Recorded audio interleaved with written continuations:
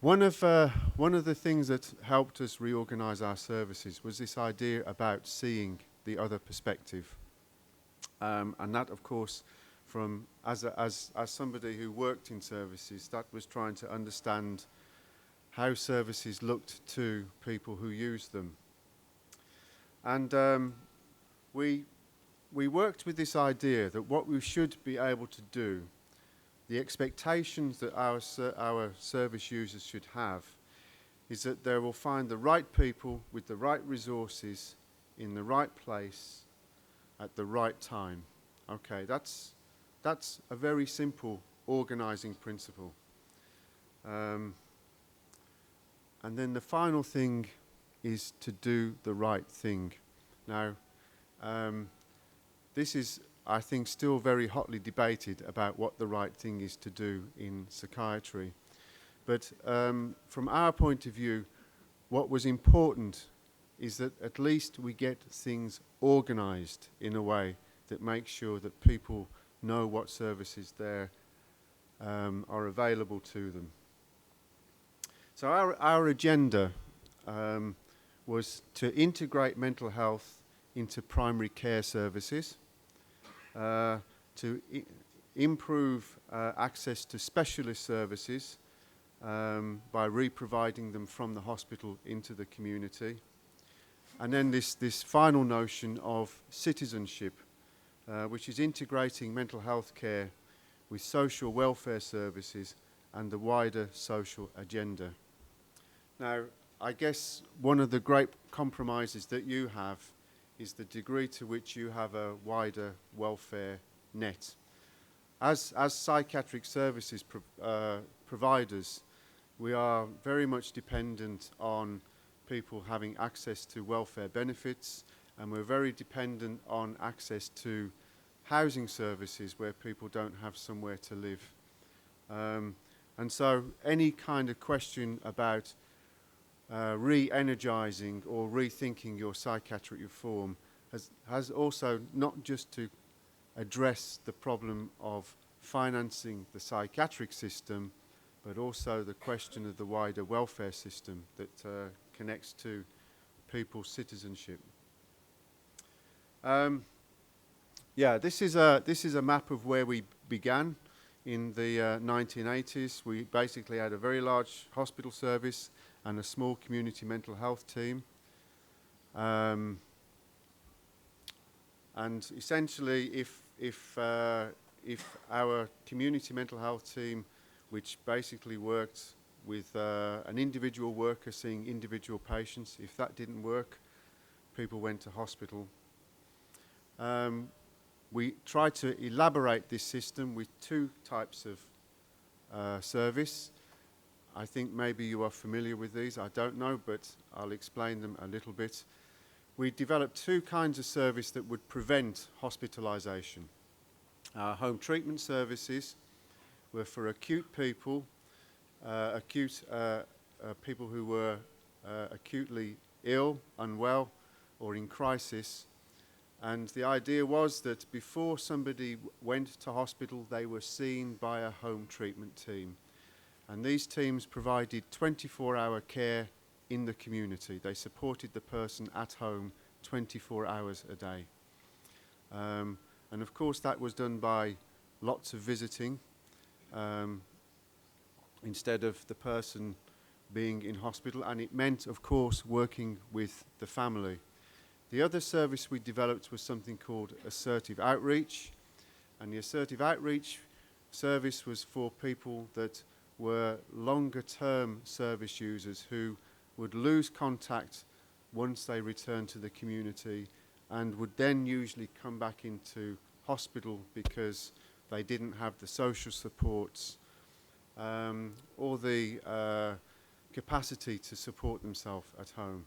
So these two additional services were those that really helped us reduce the psychiatric inpatient facilities.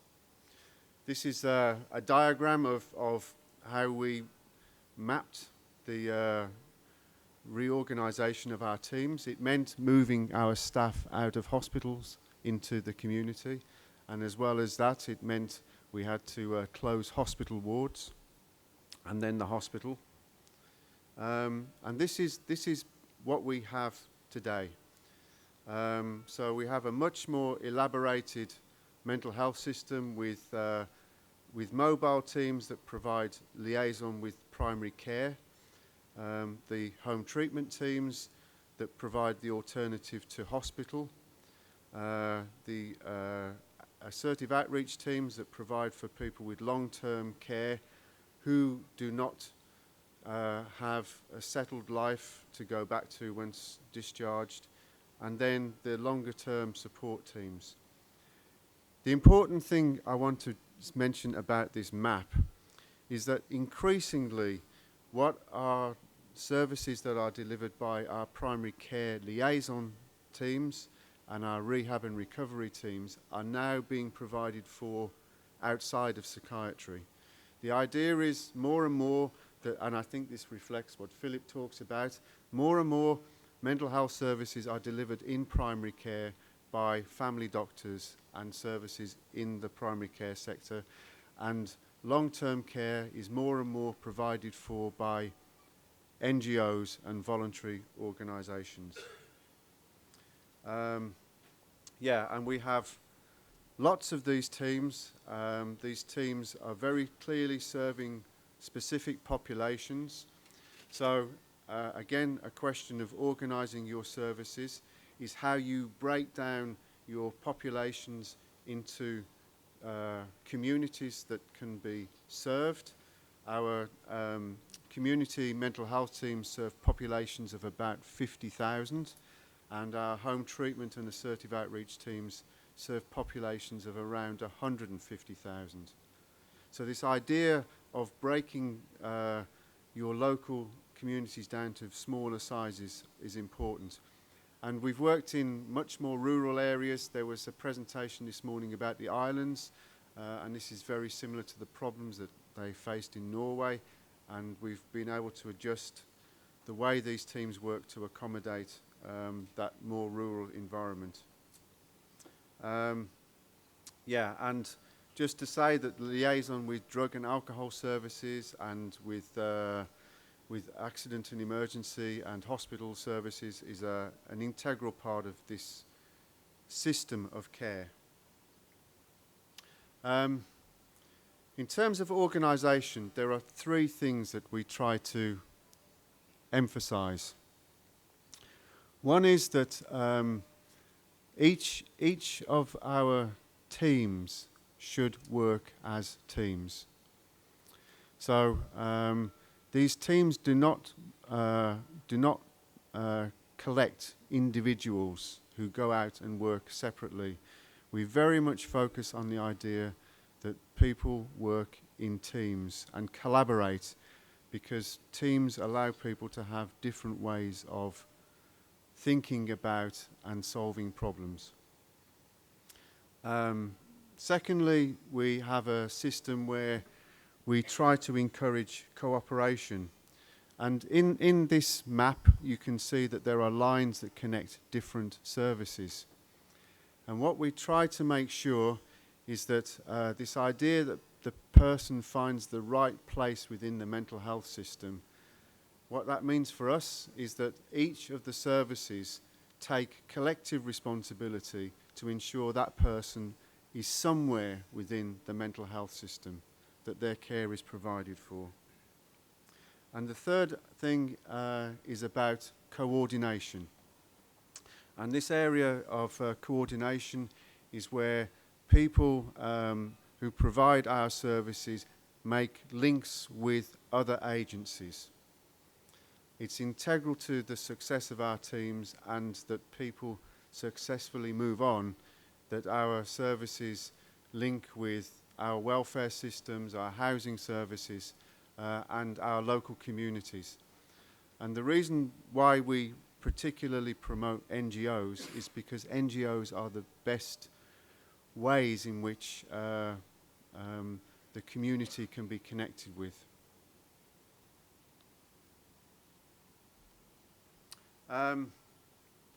I just wanted to briefly mention that this idea about mapping services is very useful.